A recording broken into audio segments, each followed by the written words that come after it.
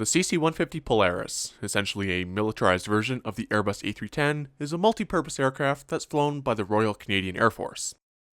It serves an important role for the country, as a mid-air refueler, a long-range transporter, and as a VIP aircraft for Canada's leadership.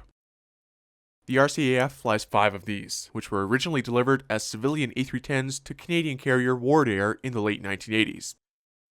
When Wardair was acquired by Canadian Airlines a few years later, the Canadian forces purchased the aircraft and converted them for military use. One of them is used as a VIP transport and is painted accordingly. 2 others are used as freight or passenger transport aircraft, and the remaining 2 have air-to-air refueling capability. Fast forward to 2021, and all 5 aircraft are now well over 30 years old. There have been some notable maintenance issues in recent years, most prominently on the Prime Minister's aircraft. A replacement for the CC-150 fleet has been talked about for years, but in mid-December, the federal government put out an invitation to qualify for suppliers to finally find a successor for the Polaris. Although they're not awarding a contract to anyone just yet, as the document itself says, it is a start to the replacement process, which will hopefully lead to an actual request for proposal, or RFP, as soon as fall 2021. So, what are some potential replacements?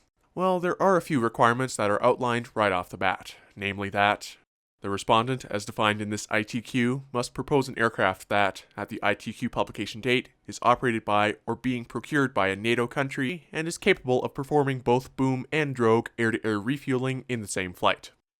That obviously puts an end to any dreams of an IL-96 being flown by the RCAF, not that was very plausible to begin with.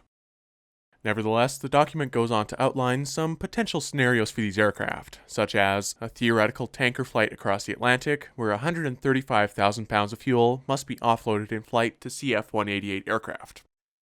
These scenarios also identified some other needs, including capacity for at least 194 passengers, although that's just the largest number of passengers in the scenarios given and might not be a specific requirement.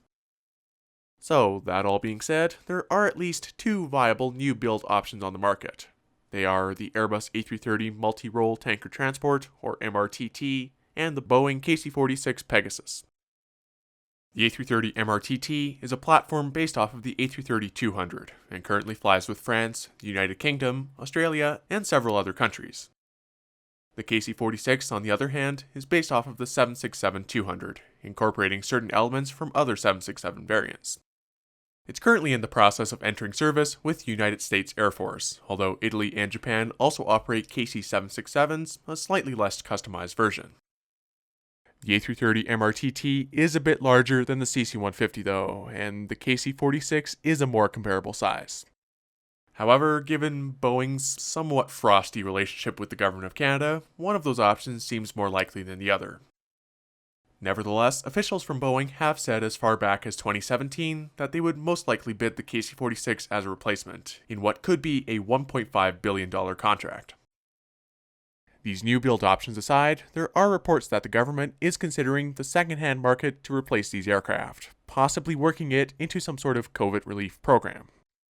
The lack of government action when it comes to Canada's aviation industry is a whole other story, but this does have some potential for certain Canadian airlines. Obviously, no tanker version of the 777 or 787 currently exists, so under the terms of the ITQ, those most likely wouldn't qualify, and I don't think Air Canada or WestJet would be so willing to part with them.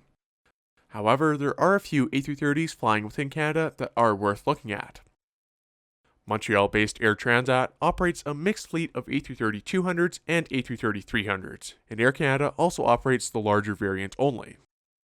2 A330 MRTTs belonging to the Royal Australian Air Force had actually been flown by Qantas previously, and were converted for military use in 2015 after serving the airline for 8 years. Although the A330 MRTT is based off of the 200 variant only, it's not exactly clear if a theoretical 300 version would meet the requirements, since it is still an A330. Even then, there's a chance that an A330-300 MRTT would be too large for Canada's needs. So, with that in mind, it seems like Air Transat's A330-200s do have some potential. Those aircraft range between 12 and 22 years of age, and there are 5 of them that are 15 years old or less. The issue with that idea is it's kind of delaying the inevitable, and that goes for converting other types as well, like Air Canada's retired 767 fleet. Speaking of 767s though, another wide-body operator in Canada is Cargojet Airways, which flies freight on 757s and 767s. The latter could be more suitable for the role, given that they have a cargo door, but again, the youngest of these is already 20 years old. The CC-150s were previously estimated to be retired around 2026, so any second-hand purchase would still need to be relatively new. Whatever the CC-150 replacement may be, it'll have an important role for decades to come, and aircraft that have already had years of service and higher cycles with airlines will need replacements of their own even sooner.